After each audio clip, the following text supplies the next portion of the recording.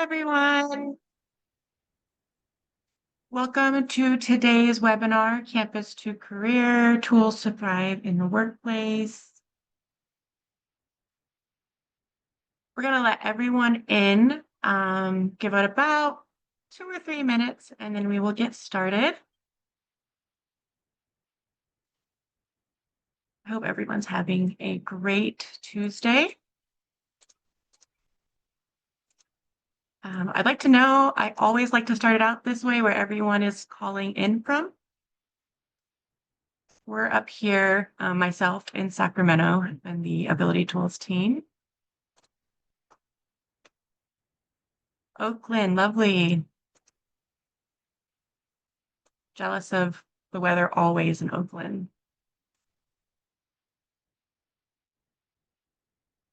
Hello, Elk Grove.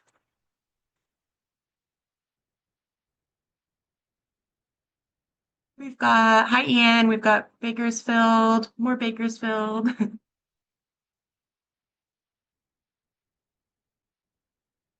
I see a San Marcos. I will give it about 1 more minute and then we'll just go ahead and get started.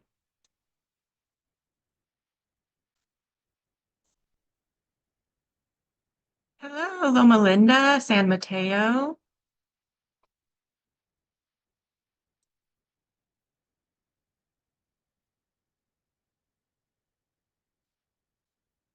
Okay, I'm gonna get started. If you have any questions, go ahead and throw it in the chat about what we're starting at, but I will explain everything as we go. Welcome, everyone, and thank you for joining us here today. I'm really excited to talk about all the different options, specifically assistive technology, for obtaining and maintaining employment. I'm going to share screen now. Bear with me. It's never a pretty transition on my end.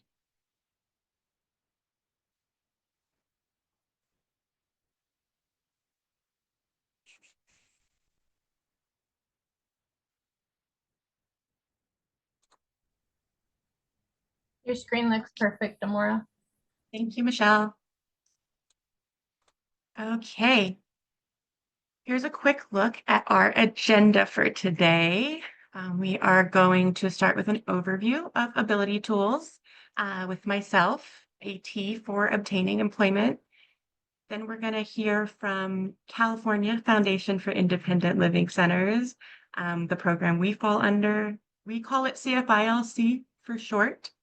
And some minimum wage issues and transitioning to competitive employment. Then we're going to have a conversation with Department of Rehabilitation, DOR, on AT services and access overview. We'll also hear from Work Incentives Planning and Assistance, also known as WIPA, and in conjunction with DREL, on how benefits planning can support work goals. We'll wrap up with live Q&A where you can ask questions from all of the presentations. And we'll also have a little bit of a pop quiz, do something a little fun at the end. No worries, you're not going to be needing to call out. We can put it in the chat and you won't be graded, I promise. Moving on. So visually, this slide includes 4 Zoom icons from top to bottom. The top is a Q&A chat bubble icon under that, a CC show captions icon, and raise hand icon. So before we begin, let's go over a really quick accessibility check to ensure that everyone here can fully participate in today's session. So this session, as a heads up, is being recorded, and you will be able to view this on our Ability Tools YouTube channel. We have an archive of all of our training videos there. So it includes captions as well for later viewing that we will upload and share with you post-webinar. For live accessibility today during the webinar, we have the following features currently enabled. We have the Q&A feature. So you can submit questions here throughout the session. We'll address them during the Q&A segment at the end. We have chat open for links and comments. We'll drop links in there. Please comment on there. My helpful coworkers, Michelle and Anae, they have tech host written on there. They'll be helping me out with that with chat at moments when I can't see it or chiming in there as well. So feel free to reach out to them. Closed captions are available.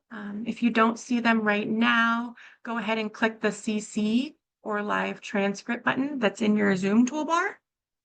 We also have ASL interpretation going. An interpreter is available. If you are in need of continuous visibility during today's webinar, you can pin their video. We also have the raise hand icon available if you'd like to speak or need help from a moderator. That would be Michelle and Anae as well. That says tech host, kind of same thing. Really quick reminder to our presenters as well while we're going over accessibility. Please remember to speak at a moderate pace to support those using captions and our lovely interpreters. Also, describe any visuals that you have on your slides. I will be describing them as well for the audience during mine to support those who may be in need of that.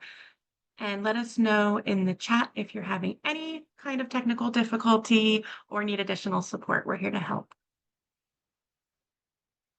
Okay, so visually, this slide displayed includes the Ability Tools logo. Officially, I'm Amora Stahl with Ability Tools. I'm going to show how some AT can help individuals find and keep employment. So we're going to cover tools, we're going to cover services and resources that break down employment barriers.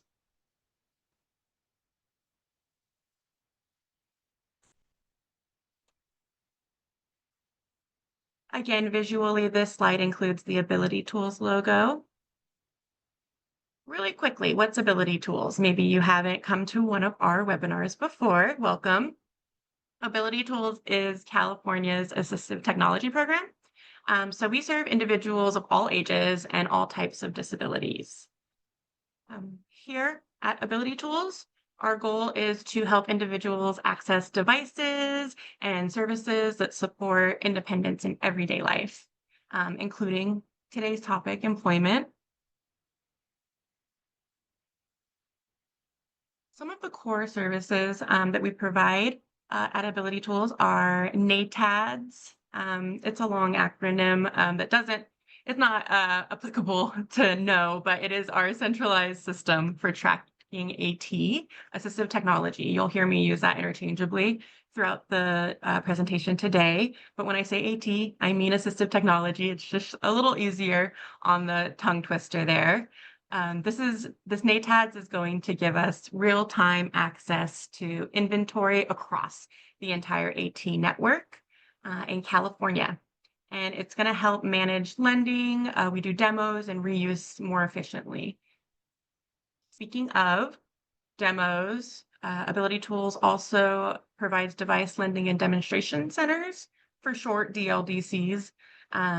These allow individuals to borrow AT in a short amount of time. You can probably have them for like 30 days or so. Sometimes it varies, and try them out before making a purchase. It's a really cool program that we have. There's also like hands-on demonstrations that we do to maybe compare different devices before you decide on what you want. Ultimately, it's just to help make a fully informed decision before, and it's really nice to be able to try out different items. We also have informational and referral systems here, personalized support statewide that can help in finding the right AT solutions and guiding you there. All of this is completely free to Californians. We also have our reuse program. offering gently used or donated AT devices at low or no cost. And we have trainings and technical assistance that we provide. We do virtual, we're moving back to in-person as well on a wide range of AT topics. Ultimately, Ability Tools' goal is to promote best practices, raise awareness, and support innovation in the AT field.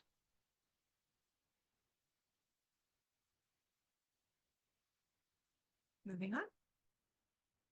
Visually, this slide includes an image of a man at work in a wheelchair utilizing a sip and puff device for completing laptop tasks.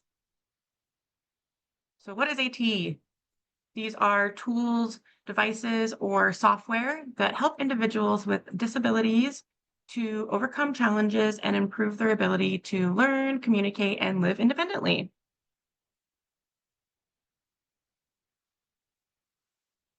AT removes barriers and opens access to job opportunities by leveling the playing field, boosting confidence and independence as well, supporting communication, mobility, and productivity,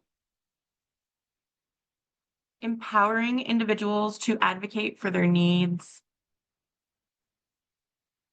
providing access to digital tools and training. Oops, my apologies.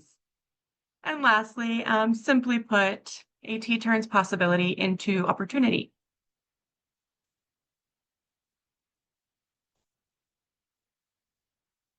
Several federal laws to know and that protect your right to use AT and receive accommodations in employment and job training settings.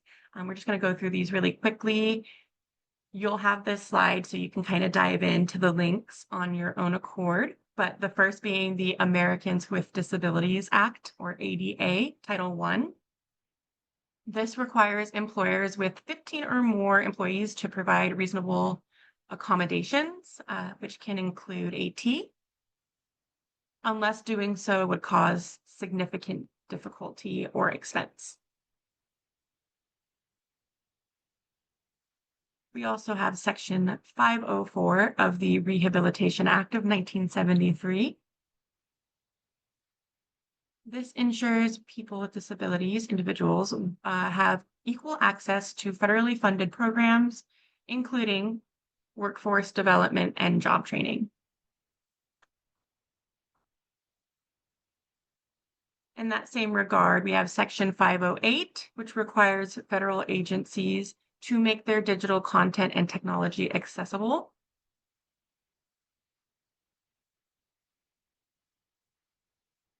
The Assistive Technology Act of 2004 funds state-level programs like Ability Tools to support AT access. And finally, WIOA, or Workforce Innovation and Opportunity Act, supports employment and training services for individuals with disabilities and encourages the use of AT through vocational rehabilitation and other programs. By understanding these laws, we can help ensure when obtaining employment and maintaining employment that your rights are protected when requesting or using AT.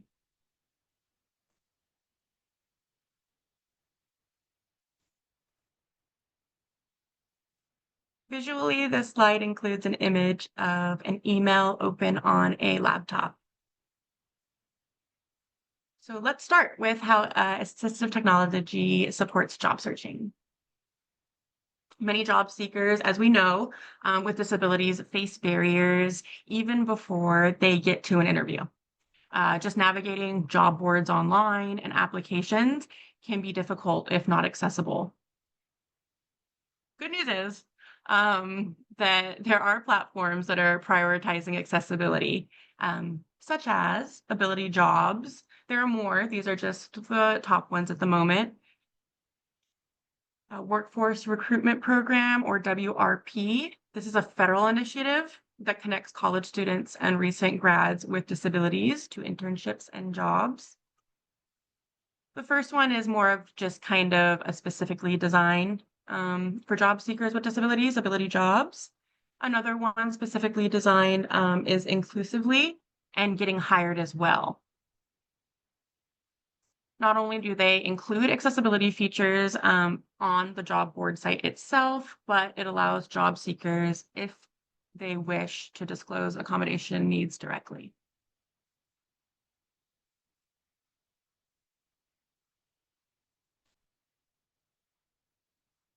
Next slide. Visually, this one includes an image of a man on a laptop using screen zoom while searching a job board. Even mainstream job platforms are improving their accessibility. For instance, USA Jobs, the federal government's job portal, and LinkedIn have been making progresses with accessibility tips and features, as well as increasing their screen reader compatibility, caption videos, and encouraging to just use it as a digital networking tool. Additionally, I wanted to mention that if you're using AT, you can also benefit from browser extensions and settings that improve accessibility. These include maybe increasing the contrast, using keyboard navigations, or enabling voice search features.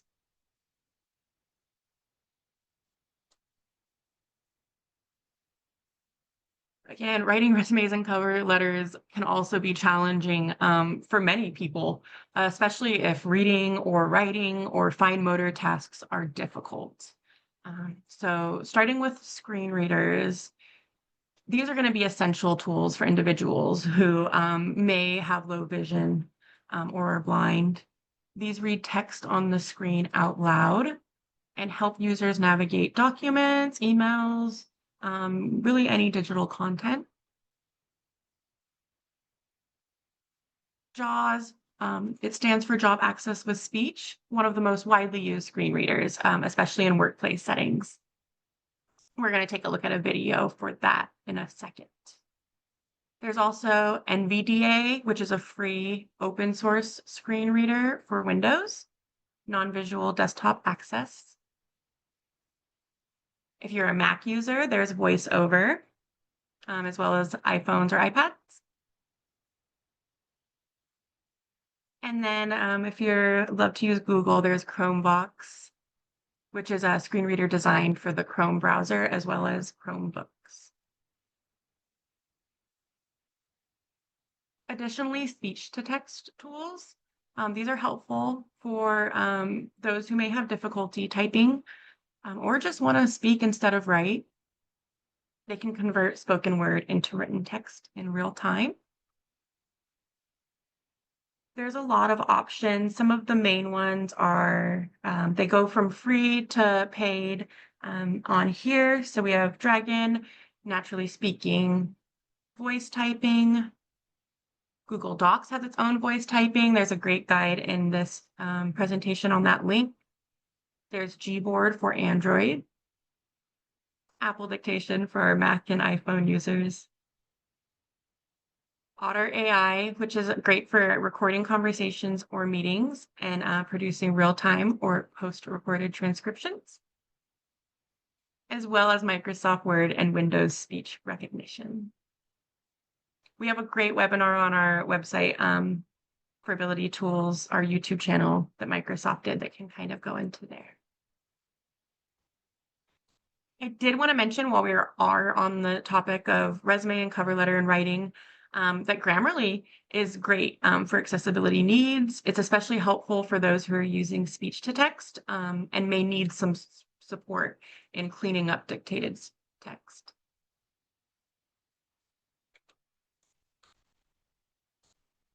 Okay, so there's a really quick video. I thought it would be nice to see JAWS in action. I'm going to make sure that you can hear it.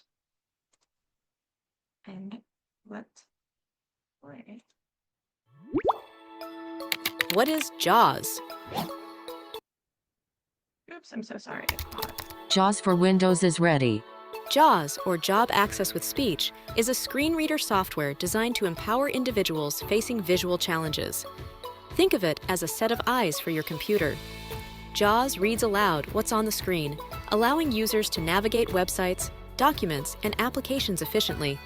Essentially, it's a game changer for the visually impaired, making the digital world accessible. Facebook menu heading level 2. Link find friends. Link marketplace.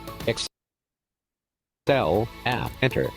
Excel, new, office list box, blank workbook. Canvas dashboard. Account button. Courses button. Math, JAWS, and Braille heading level 1.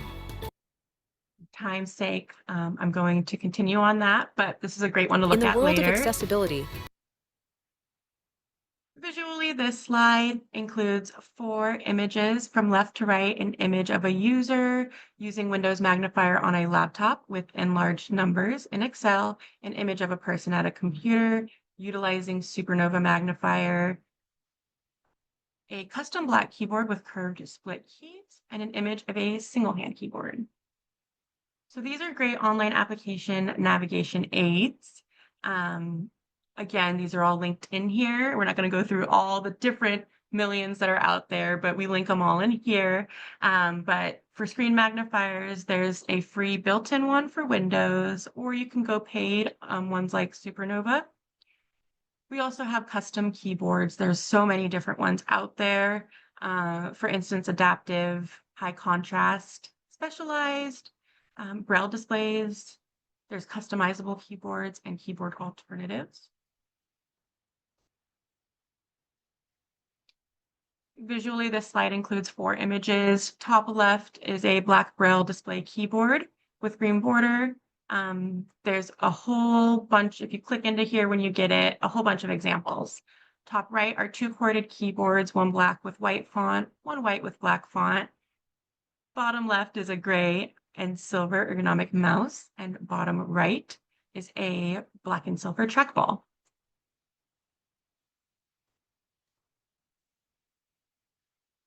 For interviewing, many find interviewing stressful.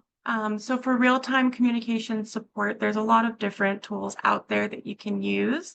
Some that we're calling to light here are Caption Call by Sorensen. We have Google Live Transcribe. There's also AAC, or Augmentative and Alternative Communication apps. Some examples are Cough Drop, Let Me Talk, Jab Talk, and Proloquo to go. Also practice tools. So practicing mock interview platforms, My Interview Practice online, Big Interview. One to call to light is Google Interview Warm-Up. This is very interesting. We're not going to play the video. You can see it once we send this out. But in essence, it is a warm-up tool. You can use it for free on Google's website and practice interview warm-ups. You can put questions in, your skills, and it will ask you questions and give you feedback.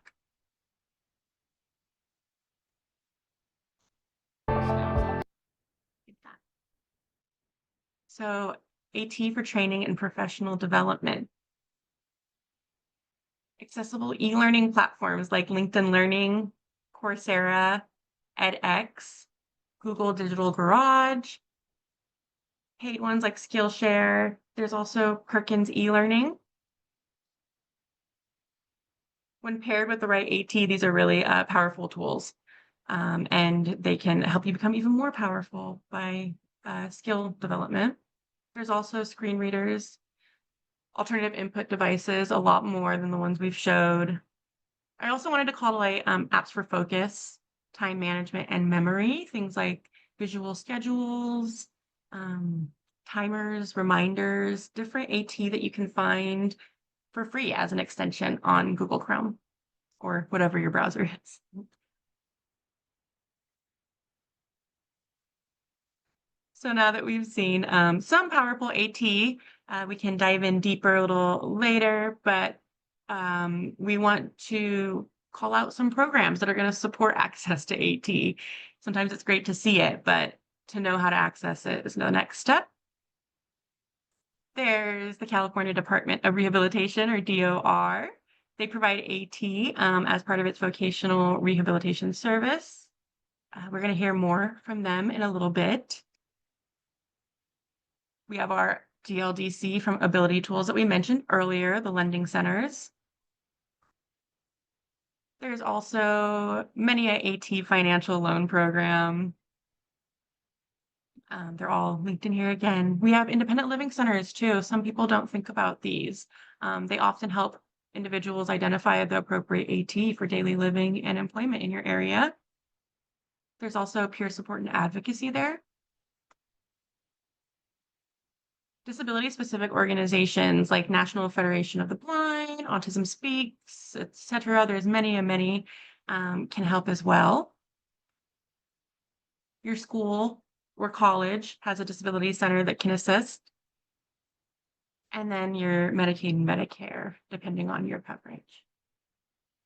The important thing to take away just from this slide is that cost shouldn't be a barrier to finding the AT that you want. There's many ways to get access to it. If you ever need any help, you can always reach out to the Ability Tools team as well, and we can guide you in the right direction. We'll have our contact information at the end. Visually, this slide for disclosure and workplace accommodations includes an image of a man in a wheelchair on the computer pointing to these and using an alternative input device.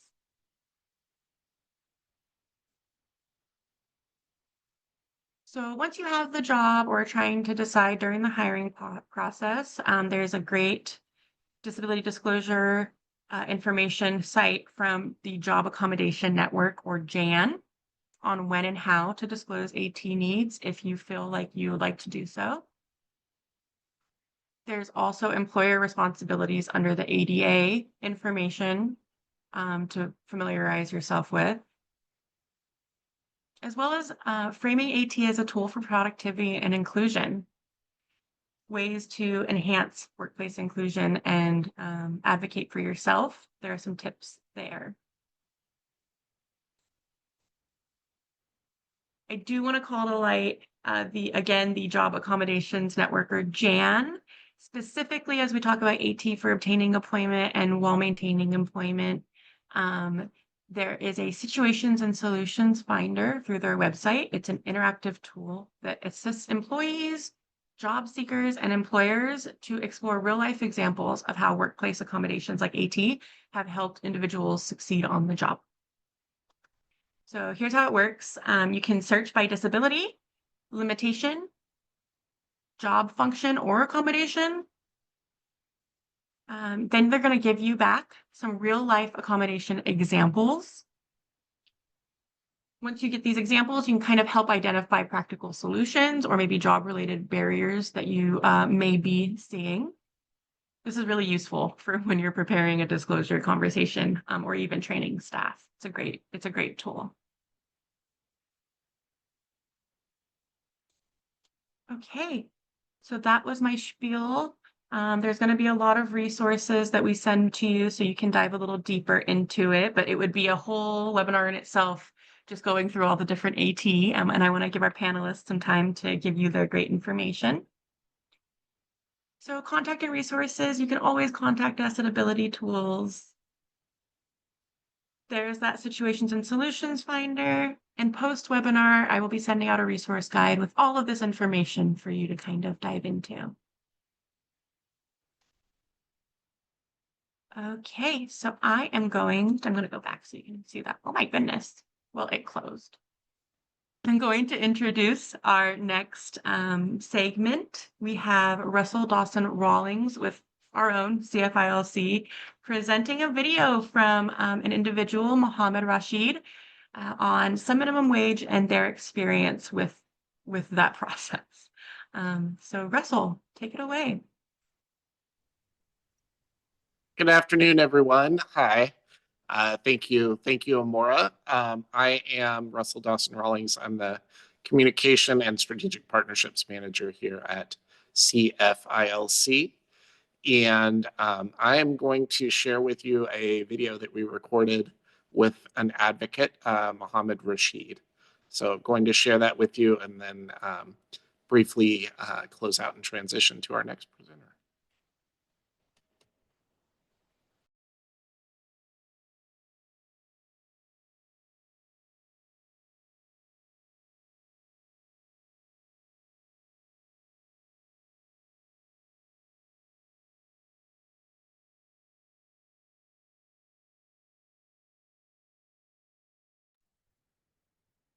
Russell, you may want to share the sound if you can on your end.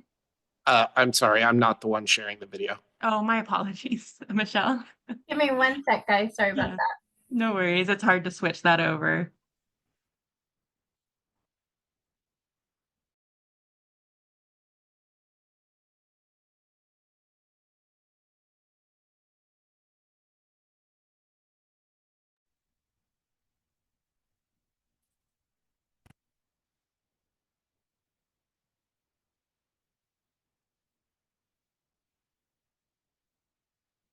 I'm wearing a purple reddish shirt.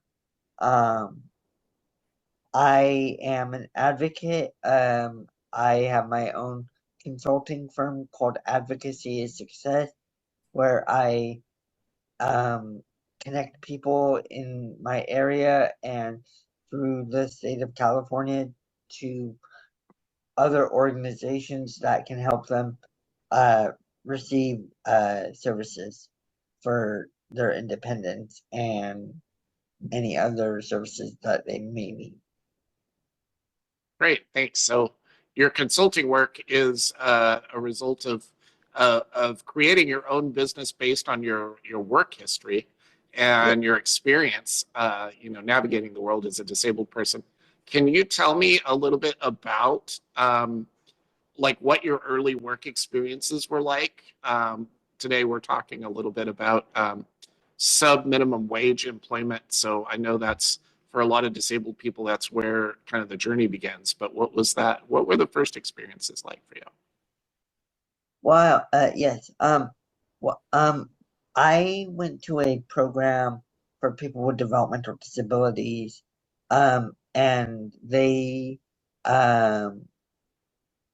were paying their consumers sub minimum wage, where like it would be piece rate, like by each one thing that you would do, you get like $1 or a penny.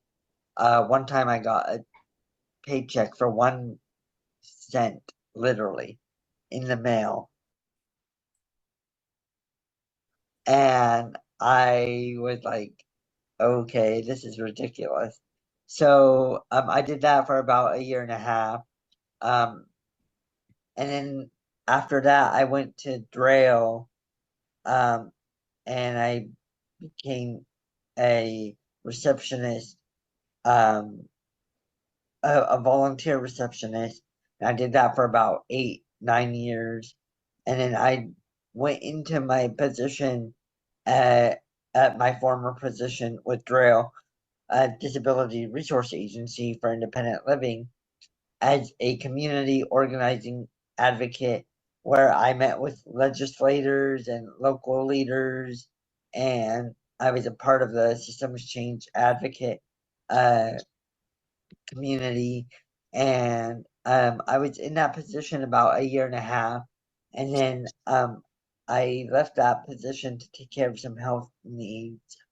And then after that, I decided to start my own business because I was like, if I know how to advocate with an organization and I know how to advocate on my own. So I decided to start my own business to bring what my knowledge of the community and my experience that I learned over the years of the connections that I have with different organizations, whether it be the regional center, in-home support service, Trail. I would I wanted to provide that service to other to consumers that might not know what services are out there. Great. Yeah, I mean, your career is on an upward trajectory. You know, you said that you started with a program that you were in that was, kind of a sub minimum wage employment experience. How did you get started with that? So when you were first working, how did you get started? Well, I'm a consumer of the regional center system, Mhm. that serves people with developmental and intellectual disabilities. Mhm.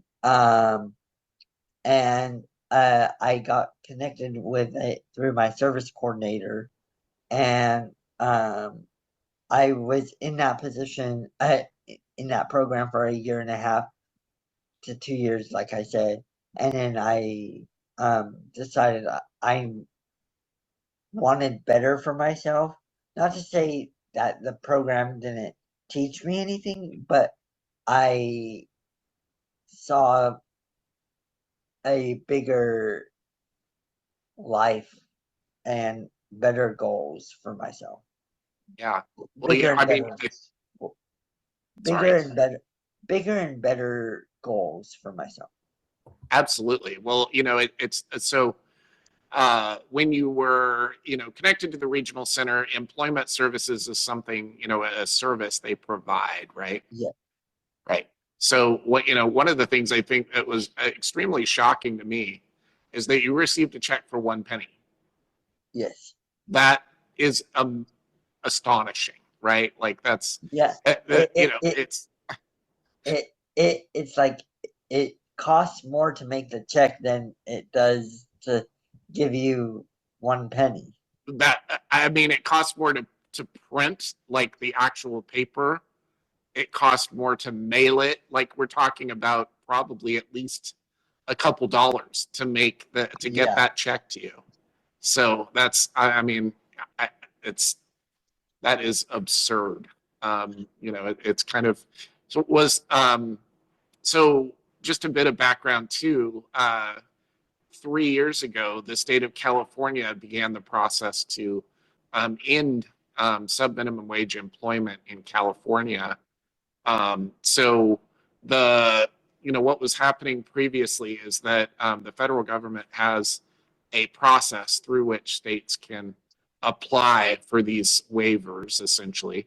So it allows certain types of businesses to pay people with intellectual and developmental disabilities less money for as you described, certain types of work. How Tell me a little bit more. I mean, I think maybe for folks that aren't familiar, what was the work experience? What was the environment? What were you doing? I was labeling wine bottles for they had a contract for Gallo Winery here in Stanislaus County. Mhm. And we would fold clothes for the Hope Chest. And after uh, and they had like all like different like janitorial positions, and just like different positions there. And then after I left there, I also went to a vocational program called Vocational Coaching and Development Institute, where they helped me get the community organizing advocate job over at Drail. I've always been connected with Drail, but I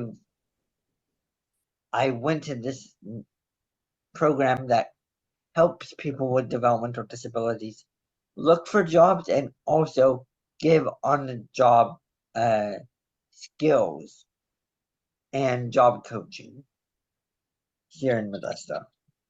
So that organization. So you basically left the original kind of works, the work environment where you were doing the labels, and I'm assuming that's also where you received that 1 penny check for one of your shifts, and transitioned into an experience where you were able to work with a different provider to get vocational training. So first of all, what led you to, do you remember, was there something specific that that you did to help get you into that vocational program? Like what did you have to do to get started with the vocational training? Well, my caseworker at the time was like, hey Mohammed, I have a new day program that opened up that I think would be a great fit for you. And um so I was like, okay, let's go look at it. And then I made my decision the next day to join, and I'm still there 11 years later. Oh, wow. So you maintain a connection with Yeah, uh, yeah, I actually attend 3 days a week. wow, Tuesdays, Tuesdays, no, actually 4 days a week. Mondays, Tuesdays, Wednesdays, and Thursdays. wonderful. Wonderful. That's Um great to know. I've gained a lot of opportunities from being at this day program. I was a intern for former state senator Anthony Canella's office. I also um, did a internship with Dreo, like I said, as a receptionist, and I did a lot of. I've built a lot of relationships with a lot of county board of supervisors, assembly members. Um, I was on the board of directors for Valley Mountain Regional Center for about 4 years. And then I'm still there today as a consumer representative um, on um, at the day program. I mean, that's uh, such a great journey. You know, again, you're getting a great experience. Let's talk for a moment, like, how do you feel? How are you thinking about, like, how do you feel that sub minimum wage, like as a practice in California, is effectively ended? What are your thoughts on that? I'm glad that it's effectively ended because no, no matter if you have a disability or not, or yeah, if you don't have a disability or do have a disability, you shouldn't be paid less than someone that doesn't have a disability, or be kind of marginalized and segregated into a sector of a community just based on your disability. Yeah, I mean, uh, that's such a powerful statement. I think so many of us with disabilities, we already feel so marginalized in so many spaces, right? Yes, By people's thoughts and their beliefs and so many other things, right? So yes, we experience, ableism in so many aspects of our lives, and having something that is actually, sanctioned and kind of approved as a path that kind of, issues one penny checks. That is unheard of. I think, your story is one of success. And I'm yes, so excited that I love the name of your consulting business. Advocacy is Success. I think it's such a great name. Um, so I want to talk for a minute too about, so you actually have like two things that you've been able to simultaneously experience. The a really good relationship with your regional center, and yes, also a connection with your independent living center, yes. Drail. When did you first get connected with Drail, and how did that connection happen? Well, it's actually a funny story. I was attending an after school program, and the after school program leader um, told me about the Youth Leadership Forum, Mhm. YLF, and um, so I applied and I went for the interview at Drail. That they were hosting Right. the interviews over at Drail, and um, I was supposed to go to the YLF uh, camp, but then I got sick, so I ended up not even going to the uh, camp. And then after I got better, in 2010, 2011, I became a volunteer, what do you call it? Assistant, receptionist. And I did that for 8, 9 years. And then I got into my community organizing advocate position while still attending the day program. Yeah. So, you know, I'm hearing that you've had kind of a concurrent experience of being able to progress your career and Yes. also support, you know, kind of vocationally Yeah. for, you know, expanding and getting additional training and support.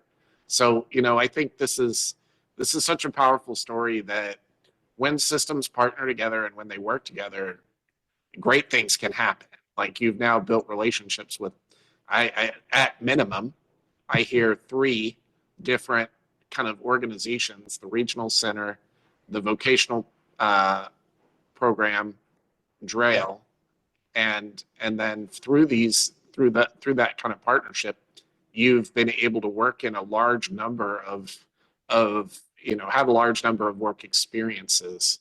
That's really great, and it's so exciting to hear that it started, you know, when you were young and as a youth. I know that you're also for some of that time a volunteer with Yo Disabled and Proud, Yes. another youth program that CFLC runs. So I actually was the Yo volunteer for Drill right, for about a year. yeah, that's great. So even though you weren't able to attend YLF, you were very much active in the space with youth in California through your Yo experience too. Yeah. And actually, before I even found out about the Yo Disabled and Proud program, I was a volunteer with Drill. Right, So I was already connected with Drill, but yeah. that's amazing. So, well, I really appreciate the time you've spent talking to us today. Could you, you know, if you've got a thought, what would you tell people that with disabilities that are looking to engage in employment? Is there any advice you have for people that are just starting out? Yes, you have a disability, but do not let that disability hold you back. And don't let anyone tell you what you can do. I love this quote by John Wooden. Do not let what you can't do interfere with what you can do. Because if you let what you can't do interfere with what you can do, you're gonna always leave a hurdle in front of you and or an obstacle, and don't ever let your disability hold you back. Yeah, it might be a little bit harder, but that's what makes you stronger. Thank you so much, Mo. I really appreciate the time today that you've spent talking with us about your employment journey. And I look forward to connecting with you. And I know that we will continue to work together. And I look forward to promoting advocacy as success as well. What are some of the best ways folks can follow you and keep in touch? I have a Facebook, uh, it's called Advocacy is Success. I'm also on X as Advocacy is Success, formerly known as Twitter. Um, I I also have an Instagram, uh, advocacy underscore is success. Um, and I will send all that information to Russell. And you can also reach me at advocacyissuccess@gmail.com.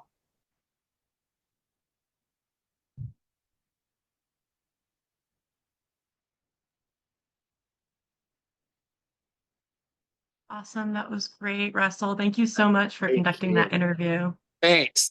And in the interest of time, I'll pass it along, but I'll be here for Q&A at the end. Lovely, thank you. All right, everyone. That was great. I loved the way that that ended. I appreciate Mo so very much for conducting that interview and sharing their story. Next up, we have with the Department of Rehabilitation. How are you doing over there? You ready? Yes, thank you. Thank you, and good Okay. afternoon, everyone. My name is Shi Yi, and I'll be presenting services from Department of Rehab. So, all right, slide 1 here. Give me 1 sec. I'm queuing it up. Sorry about that. You're faster than me.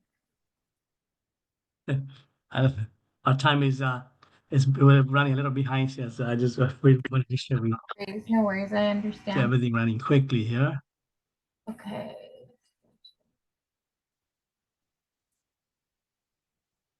Okay, I think. Let me know, someone, if you're seeing this okay. You're good, Michelle. Okay, perfect. All right, thank you. And thank you, Amora, for running the slides for me here. So slide 1. So DOR services. So we highly, uh, encouraged employment, independence, and equality here. So we have a picture. We have a picture of a woman. So she's wearing dress. It's a black dress, and wearing a very nice necklace here on the screen for those of you who not able to see the screen. Okay. So slide 2, please. Okay. Where is it?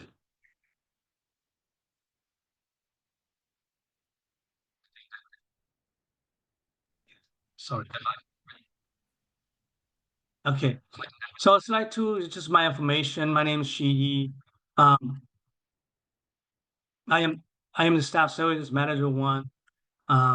Oversee the voice option assistive technology program here with Department of Rehab. It has my address, has my contact info, and my email address here. Okay, next slide. So okay, so here at Department of Rehab, we administer the largest we administer the largest vocational rehabilitations and independence. We provide consultation, counseling, vocational rehabilitation, and work with communities. So here we have, let's see here, 5 pictures.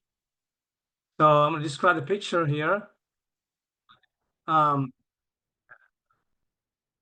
So the first one is like a man running a marathon. I'm assuming is someone with a disability running on a marathon. Second picture is it's a family at a park. Picture 3 is a man with a formal suit, and all of these are people with disability. And then the picture 4 is like it's a woman here with normal clothes on, and then the last picture is a man on in a wheelchair, about dressed in a suit. All right. Next slide, please.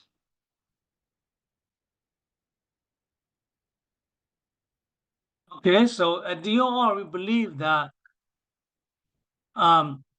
individuals with disabilities can be fully integrated and highly productive in members, employees, and colleagues. So we have a picture here of a DOR employee, someone with a disability that works at DOR. All right, next slide. Okay, so this is our mission with DOR.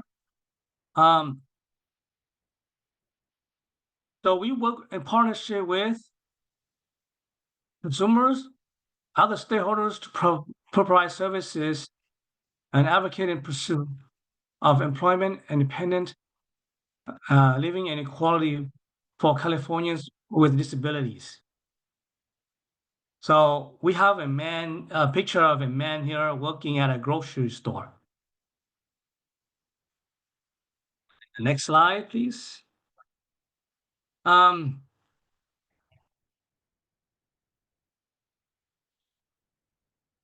So here at DOR, we also work in partnership with consumers to provide service and advocacy in pursuit of employment, independent living and equality for California with disabilities. Okay, so next slide. All right. So here's the slide here. We have DORs. We program with this program are expected to be billable, responsible, active, and a dedicated contributor to their own success. So we have okay, we'll go to the next slide. Okay, here. Let's see, do I have a picture?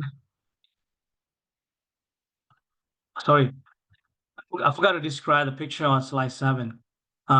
So we have three people sitting at a coffee table.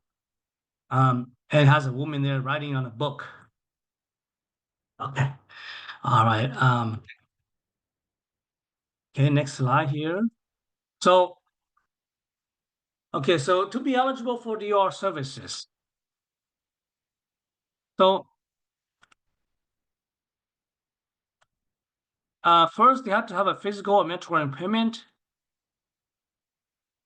to require vocational rehabilitation services to prepare for secure or retain or regain employment. So we have a woman here. It says a woman signing a law book. Okay. Next slide. Services consumer can receive. So they can receive benefits training, career assessment and counseling, job search and interview skills, independent living skills, mobility and orientation training, career education and training, assistive technology and specialized services, case management services. Right, so those are the services they can get from DOR. All right, next slide. DOR also partnership with stakeholders.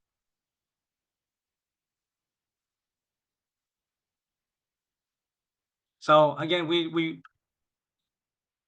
work with other stakeholders to provide services and advocacy and pursuing of employment, independent living, and equality.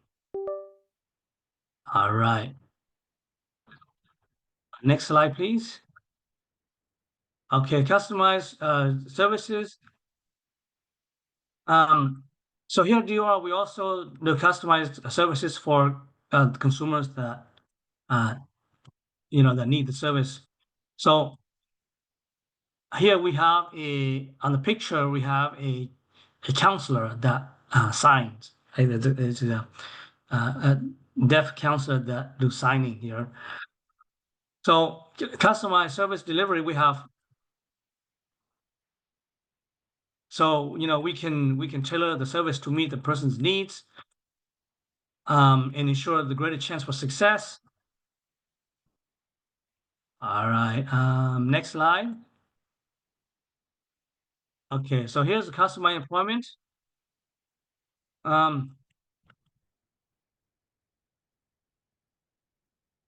The customer employment is a process for achieving competitive integrating employment or self-does employment through a relationship between employees and employer. So this is a universal strategy that benefits many people. Includes people with disability that might not found success through other employment strategy. So back in 2014, customized employment was included in Title Title 4 of the first Workforce Innovation and Opportunities Act, WIOA. So this is strategy under the definition of supportive employment. All right, next slide. We also do adult work experience. So this is a work-based learning experience that offers participants the opportunity to explore competitive and integrating work. So this is they can do work in a real-time settings.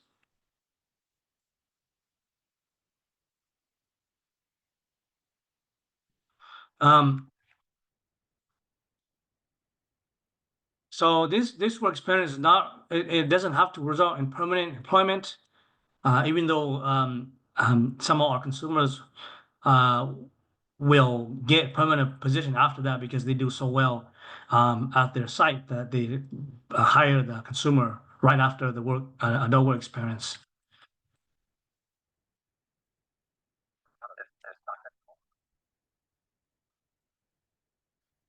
Again, this work experience is not, it doesn't have to be an employment goal. It's just a work experience to help the consumers to get some experience, to get hands-on on an actual job. Okay. And it doesn't have to be in the individualized plan for employment.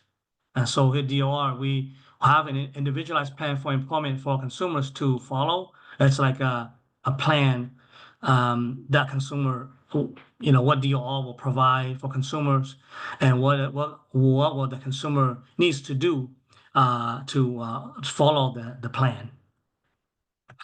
All right. And next slide. All right, partnership models. So we have transition partner program, which is TTP. So this is a TPP program. We can work program. It's called WCW. Community Rehabilitation Program. It's a CRP. DOR Student Services, and this is provided by DOR staff. Summer training and employment program. So for students, and it's called STEPS. And this is coming from Foundation for Community Foundation for California Community College. And it's called FCCC.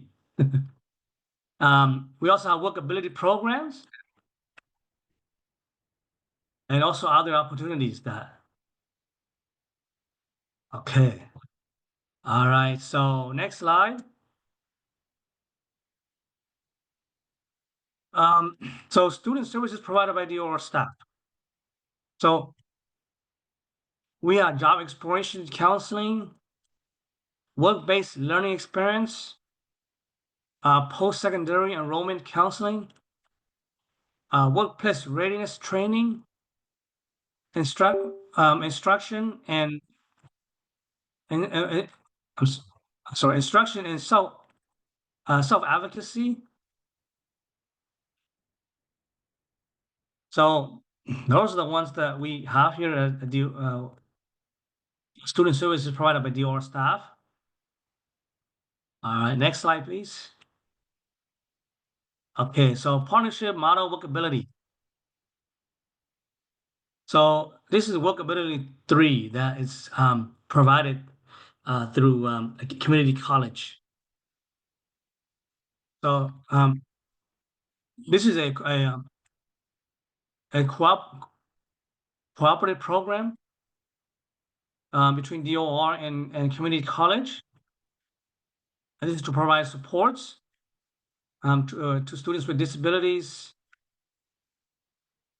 This is to assist them in transitioning to employment. All right, next slide. Okay, DOR services college students.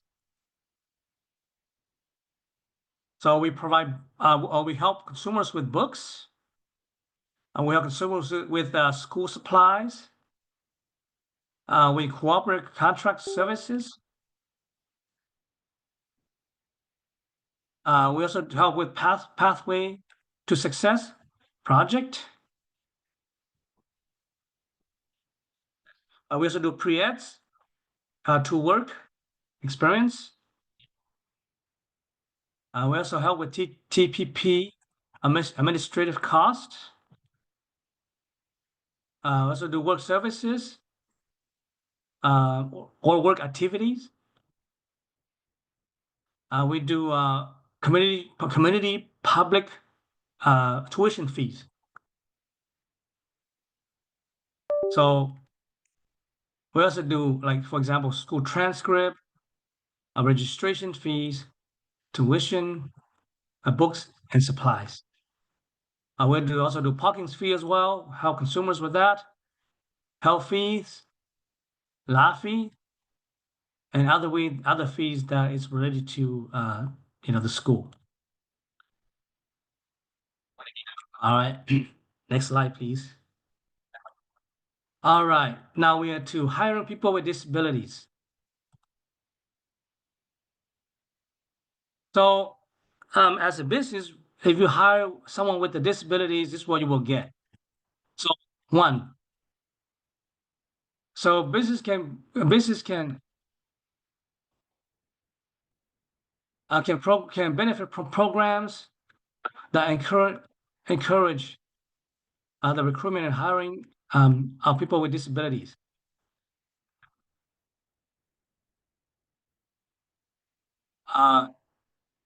Employees with disabilities, they bring unique experiences. There's also incentives that includes if you hire someone with a disability. For example, like tax incentives.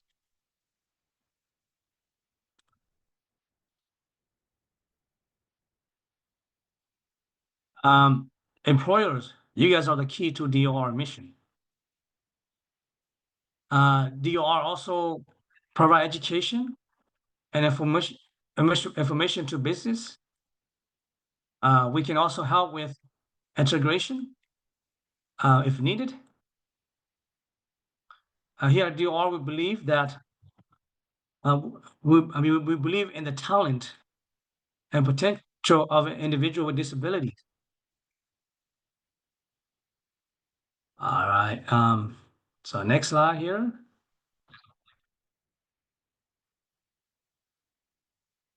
So being employed, we have a picture here of a woman's working. They will have a higher quality of life. It will be our coming goal. It will be independent. Will be equal like others. So let me give you guys an example here. As someone who has a disability like me, when I have a job, I feel myself equal like others. I feel myself I can own a house. I can buy a car. Right? I don't have to be under government control. Right? If someone with SSI, you have limitations, you have control that you have to follow. For example, you cannot have a bank account over $2,000, or else your benefits will get cut. So okay, slides. Challenges and best practices. So first one is transparency, trust, monthly inclusive consumers meeting. So we meet with consumers. We try to meet with consumer monthly. Staff, students. We involve staff, students, parents, stakeholder, education. All right. So, all right. Coming towards the end here. Slide 20. Next slide, please. All right. So this is how you can get started with DOR. We have a website here. It's www.dor.ca.gov. And from there, you can go to, there's a link that says get started or start here. And then you can fill the application out. There's two applications. One that includes student services. If you are in the age of 16 or 21, you can apply for student services. If you're over that, you can just do a straight application, and then that will take you. It will assign that to the nearest DOR office, and then one of the counselor they will call you and reach out to you to get service started. All right, and then if you guys have any questions, I'm more than happy to answer at the end. That was amazing. Thank you so Thank much, you very Shi. Lovely information from DOR. If you have any questions, go ahead, throw them in the chat. We'll answer them at the end. We have our last presenter. We have the Work Incentives Planning and Assistance, or WIPA, in conjunction with DREL from Irene Maka. Let me get them spotlighted, or I think Ine will spotlight them.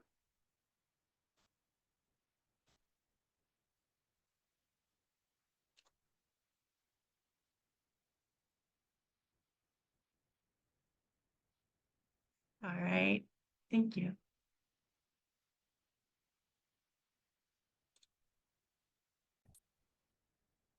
Hello, good afternoon. Thank you for your patience today. I believe I have my PowerPoint shared. Is that true? Yes, you do. Thank you so much. All right. So welcome to WIPA. WIPA stands for the Work Incentives Planning and Assistance Program, or WIPA as an acronym. There are two images on this slide. It has the DRAIL logo. The WIPA program I represent is one of 7 in the state of California, and this one happens to be housed at DRAIL. So we have the DRAIL logo, and we also have the WIPA logo on this screen. All right, and so the next slide. Did it move to the next slide? No, not yet, Irene. Yeah, It's not still yet. in the first one. I'm so sorry. No, There it that's is. fine. Okay. Thank you. So breaking down the Ticket to Work program, WIPA is. It's still showing the main one. I think you have to go to start slides from the beginning, and then it'll change your screen. There you go. There you go. Breaking down your program. You're good now. Okay. Okay. All right, so there is an image on this screen. It is an umbrella with the 5 acronyms of the different parts of the Ticket to Work program. Those acronyms are the Employment Networks, or ENs, State Vocational Rehabilitation, or VR, which is Department of Rehabilitation in California, and the Workforce Employment Networks, or WF. These are all employment support programs through Ticket to Work. There's also the Protection and Advocacy for Beneficiaries of Social Security, or PABS. This is if you have any kind of legal questions based off of your rights as a person with a disability in the workplace. And the contract holder in the state of California is Disability Rights California for Ticket to Work. And the program I represent is the Work Incentives Planning and Assistance, or WIPA. We provide benefits and work incentives counseling. So a little background. I'm kind of going to go a little bit fast here because we're a little bit crunched for time. But WIPA was created as part of the Ticket to Work legislation back in 1999. There are 73 community agencies that provide WIPA services in the U.S. and the U.S. territories. WIPA projects are staffed by certified community work incentives coordinators, or CWICs, and to date, WIPA projects have served more than 750,000 individuals. Eileen, I'm so Yes. sorry. It's not moving your slides. Do you want me to go ahead and share for you? Would you please? I'm Yes, so no sorry. worries. No, you're fine. You're fine. Hold on. Let me go through. Which one are you on right now? We're on slide 4. 4. Okay. Give me 1 sec. Go ahead and stop sharing and then I'll take over for you. Okay. No worries. Don't worry. We have a buffer. We're okay. Slide 4.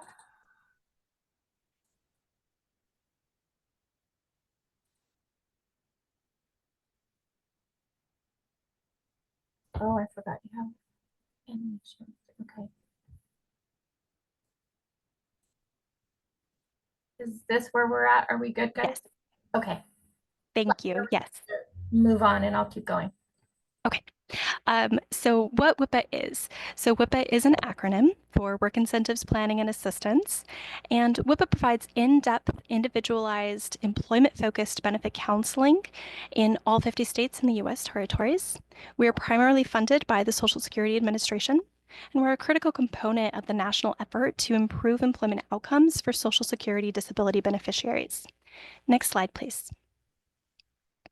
So WIPA is all about work. The mission of WIPA is to promote employment and financial independence for beneficiaries of the Social Security disability programs. There are about 4 different Social Security disability programs, and they each have their own set of work rules, which is why benefits advisement is so important if you're going to work as a person receiving Social Security disability benefits. Next slide, please. So what WIPA is not. WIPA is not Social Security. So we like to say that we're going to be your advice nurse. We're going to be your contact if you have a general question. But Social Security, that's your emergency room. That's your primary care doctor. Next arrow. WIPA doesn't make benefit eligibility determinations or related benefit decisions.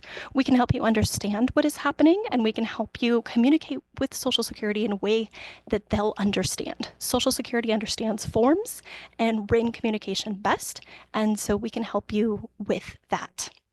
We can also help you understand those letters that Social Security sends to you saying what's going on. CWICs don't provide employment services or support directly to beneficiaries. So again, we just provide the benefits advisement. If you want employment supports like job coaching or resume development, that's going to be a different part of the Ticket to Work program or a different employment support agency. Next slide, please. So the message. Paid employment and Social Security disabilities do not have to be mutually exclusive. You can work even full-time, and you can keep your Medicaid or Medi-Cal in the state of California and or Medicare in almost every case. Next. And it is possible to work and come out ahead financially even if your benefits are reduced or ceased. And it is possible to get benefits back again if they are lost due to your employment activities. Next slide. So who qualifies for WIPA? If you are an individual who receives Social Security disability benefits and you are at least 14 but not yet for retirement age, and you have an interest in employment or are currently employed. Next slide. So what can WIPA do for beneficiaries? Well, the Community Work Incentives Coordinators, or CWICs, can help you verify all the benefits that you receive, identify and connect with services or supports needed to overcome barriers to employment, understand how paid employment will affect all federal, state, local benefits that you may receive, and identify, use, and manage Social Security work incentives. Next slide. CWICs can also support beneficiaries with reporting wage information to Social Security, help beneficiaries to successfully manage benefits over time, help beneficiaries analyze healthcare coverage options, and help resolve benefit problems. Next slide. So CWIP qualifications. We do go through a rigorous background check to receive Social Security clearance in order to do this job. We also have a intensive training that we go through. It's a 2-part assessment and certification, and then we complete ongoing training annually through the National Training and Data Center. Currently, the grant is held by Virginia Commonwealth University to provide that training, and that's something that we do every year. Next slide. So how are WIPA services provided? WIPA provides remote services primarily. So wherever an individual may be located, whether it's 4 hours away, we can provide that service. Typically, we're going to use platforms like Zoom, video conferencing, virtual online meetings like Teams, email or phone and fax services. In very rare instances, if an individual requires in-person services, we can provide that. However, remote services are prioritized. Next slide. So the next few slides, I'm going to kind of skip really fast. These are examples of work incentives, and it's important to be aware of because I talk about these work incentives and it's like, great, what does that mean? So we're just going to talk about that a little bit. The first one we're going to talk about is something called the impairment-related work expenses, and these are very, very powerful. If you are a person who uses assistive technology, those can get really expensive. Those can get repetitive, recurring expenses that sometimes happen, or it can be a single device that has an upfront cost that could otherwise be cost prohibitive. So an impairment-related work expense is something that Social Security has built into their work incentive rules to allow individuals the opportunity to recognize this is something you need to succeed. So we're going to recognize that you have this expense, keep your receipts, and then as long as it's something that Social Security agrees, yes, this is something to help you succeed in the workplace, it can take a reduction out of the amount that Social Security looks at when they decide how much your actual earnings are. Next slide. I'm just gonna, sorry, I'm just putting it so that you have it all in front of you. Perfect, thank you. So examples of work incentives continued, the blind work expense. This is something that is specific to individuals within the SSI program, and this is something that is specific to individuals whose disability of record with Social Security is statutory blindness. So the great thing about the blind work expense is that it does not have to be related to the individual's disability of blindness. It can be meals while you're at your workplace. There are other things that can apply as well, but this is a really, really powerful work incentives for individuals who are visually impaired. Next work incentive, or excuse me, next slide. Thank you. So this next slide is called the Plan to Achieve Self-Support. It is also a work incentives for individuals who receive SSI benefits. You don't have to only be receiving SSI to use this work incentive. However, you do have to be eligible for the SSI program. Pass goals are time limited and specific, and pass requests must result in work activity that will reduce an individual's financial need for Social Security disability benefits. So a lot of times this is going to be something like, I have a specific career goal, and to succeed in that career goal, I need a specific piece of equipment. And so as long as it's approved with Social Security, you can work towards saving for that specific dollar amount to get the specific equipment to achieve your work goal without Social Security penalizing you with that $2,000 asset limit that would otherwise apply to the SSI program. Next slide. Achieving a Better Life Experience, or ABLE. ABLE is not a Social Security work incentives. However, it is a very, very powerful way for individuals whose disability began before the age of 26 to save for qualified life expenses, which an assistive technology device would absolutely qualify as a qualified life expense. Next slide, please.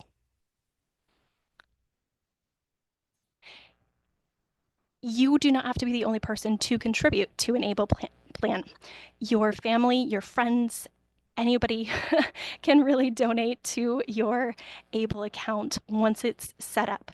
Something that's really important to note is effective January 1st, 2026, individuals whose disability began before the age of 46 may qualify for an ABLE account, whereas the current threshold is age 26. And you can learn more about this program by visiting the ABLE National Resource Center or ablenrc.org, or searching under the IRS regulations. Next slide, please.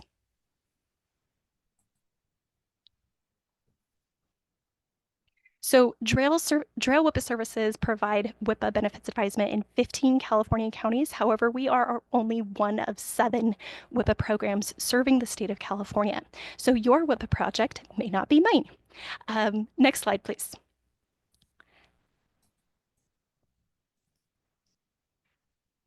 WIPA referral tips. It's always best to have an individual come for benefits advisement prior to employment beginning. And the reason for that is sometimes things can happen really fast. But the paperwork process is kind of sometimes slow. So if we can get that process started before employment begins, it can typically result in a higher success for the individual. And if you have a doubt, absolutely just refer somebody over. Next slide, please. So how do you get connected? There's a lot of different projects, there's a lot of different states, there's a lot of questions. The Ticket to Work helpline is going to be the best way to refer somebody. There is a voice and a TTY phone number, and that will be on the resources that Michelle and the team sent out. Next slide, please. So you can also contact the Drail WIPA team specifically if you're within the 15 county catchment. You're welcome to call us directly. Next slide, please. And for more information about the Ticket to Work program through Social Security, you can visit the choosework.ssa.gov website. Next slide, please. We look forward to working with you. Thank you for listening to this presentation. You're amazing, Irene. You totally. Yeah, that was lovely. 329. Thank you so much. Let me pin myself. Oh, I unpinned. 1 second. So sorry. I just want to say thank you to all the presenters too, you guys. I know we were trying to smash in a lot of content for you guys, but a good news as always is that slides, flyers, all this information is going to go out via email and posted on our Ability Tools YouTube channel with the recording and transcripts. So please don't feel like you're missing anything if you didn't get everything. We have a little bit of time, Amora, and I just wanted to confirm that we're good to go for whatever you're wanting to share next. Lovely. I would like to open it up. Thank you, Michelle, for sharing that. It's a lot of information, but it's good information. If we were to dive into everything, this would be a 3-hour training, and we don't want to hold you that long. So we're going to follow up with all of this information that you saw today. We put together good resource guides, and when in doubt, you can always just reach out to us at Ability Tools and ask us information, and we can get you to the right place, like Michelle said. But with that, I do want to open it up to questions. We do have a few in the Q&A, and if you wanted to add any more in there, please go ahead and do so. Let me switch this out. There we go. Okay. So, Erin, was asking, I'm assuming during the AT one, for the timing, of what financing options were available to consumers who needed AT. There are a lot. I know you specifically are looking for AT financial loan programs, and revolving loan funds. It depends on the disability, and we can guide you, or the current need, and we can guide you in the correct area of like what AT you're looking for, what they're working with without sharing their too much of their personal information. Erin, I know you are in our network, so if you want to, I already sent you my email. If you want to just give me a little bit more information on what you might be looking for, we can send you the proper any proper loans or anything. It kind of just depends on the AT specifically. I could give some tips on that one too. Look up if your individual has a specific disability, look at any agencies that work directly with that disability. So for MS, there is the National MS Association. They have different grants. So try Googling some of those first. Check out any information for your county and your city, or I'm sorry, where the person resides, their city and their county. Sometimes there are CDBG grants that might be available that cover AT. It really depends on the area and what the device is. It's a broad question, so it's hard to answer, but those are some useful tips for anybody to try first.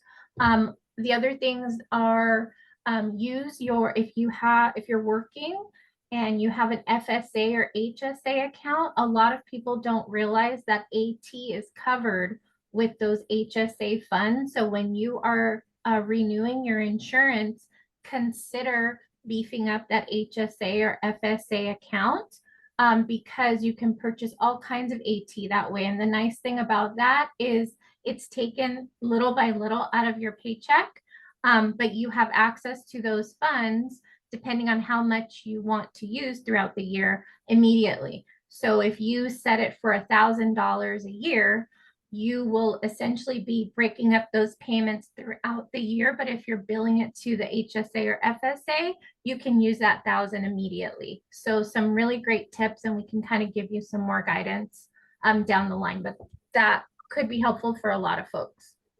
Yeah, thank This you, is Michelle. Shi. That's a I good also want to add that if this consumer is has a disability and they are interested in employment, here at DOR, we also provide AT equipment as well. So that is also an option. Excellent, excellent. And I know regional center sometimes, if your client is a regional center client, you can check to see if they can also get AT through there. If they're a student, check to see if they're able to acquire it through their district or through their school. So just some tips, but we can get you more information if you give us some specifics. Yeah, and I saw that Erin also mentioned specifically for AT Act financing options, so probably through our ability tools. We have a program on hold. Please hold, and we will have further information specifically through the AT Act ability tools funding. Yes, yes. The best answer I have right now, Erin, is please hold. But I will get you a better one shortly. I also saw that somebody had requested this in Spanish. We will have this information from this YouTube video, the YouTube video that we upload. We're going to have it translated into Spanish as well. So I will let you all know when that is uploaded. I see another question come in. Do you have resources for people that have moderate, severe hearing loss but are not deaf? So basically caught between hearing and deaf. You have your RN degree but consistently find that jobs don't work out due to disability. That is, yes, unfortunately. Also, I'm 57 years old, so I'm not a new grad, and I have impression this webinar is for new grads. This webinar is for everyone, and we can help you. If you want to contact us directly, we can give you a bunch of resources and we can refer you to other areas as well. But we will get you a good list. Again, I'll drop my information in here. I saw earlier that our website contact information is not working because our website is a little wonky at the moment. I know that there are some resources on the Ability Tools website that might have hearing specific. Oh, here, I have you that right. you I have can it right look here at. for you. I'll drop it right now. Perfect. But if you have any other information and you want to just kind of chat with us, Michelle and I and Anae are here. This is a good starting point, the one Michelle mentioned.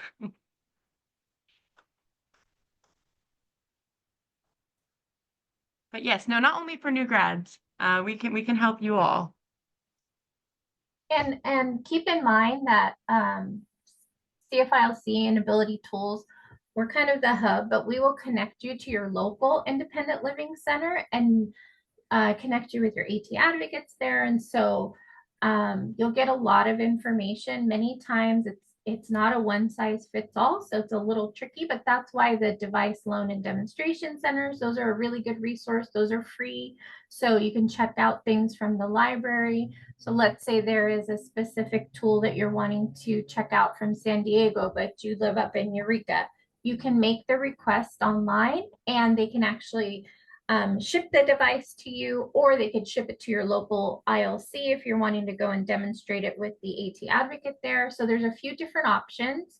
And then if there's a local DLDC that is available or ILC that has it, they'll also try to help you get that connection as well. So there's a lot of different tools that are available in the network.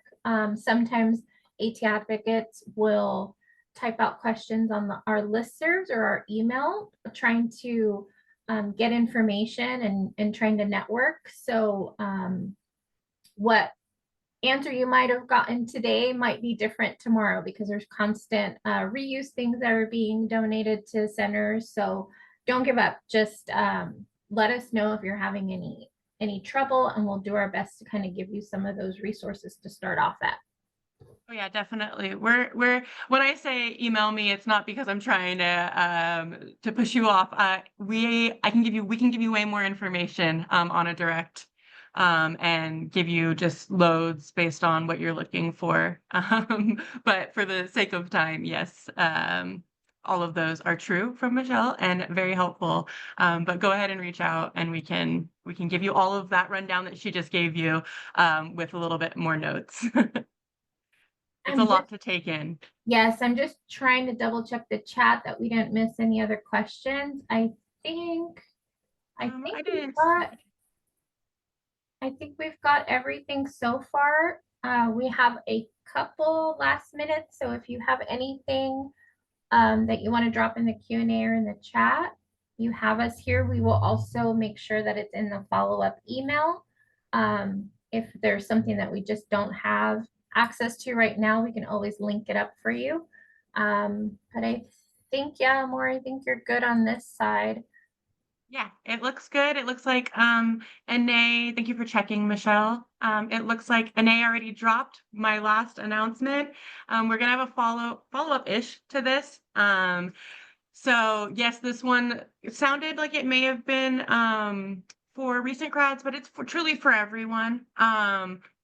On that same regard, we do have one that is pointed towards recent grads specifically coming up, but I'm sure it's good information to have in general. It's an upcoming webinar in June, Your Future, Your Tools, AT for the Road Ahead, June 12th. It'll be at 2 p.m. Anae has dropped that registration link earlier, and Michelle just dropped it one more time for us, so you don't have to go digging. But yes, I'm excited to see everyone again there. We might mention some things that we mentioned today, maybe go into some other options with ADA. We'll have someone speaking, maybe some college disability centers. So come and see what it's all about, share it, and get the good info. But if you have anything else, go ahead and drop it in the chat. If not, thank you so much for being here. And thank you to all of our panelists. It was amazing. Thank you to our ASL interpreters. You both are lovely, and as well as our captioner. I appreciate each and every one of you.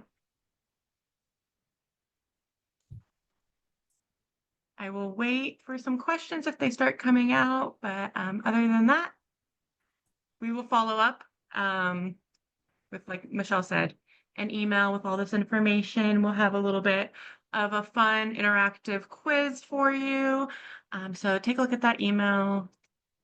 Otherwise, have a lovely rest of your Tuesday.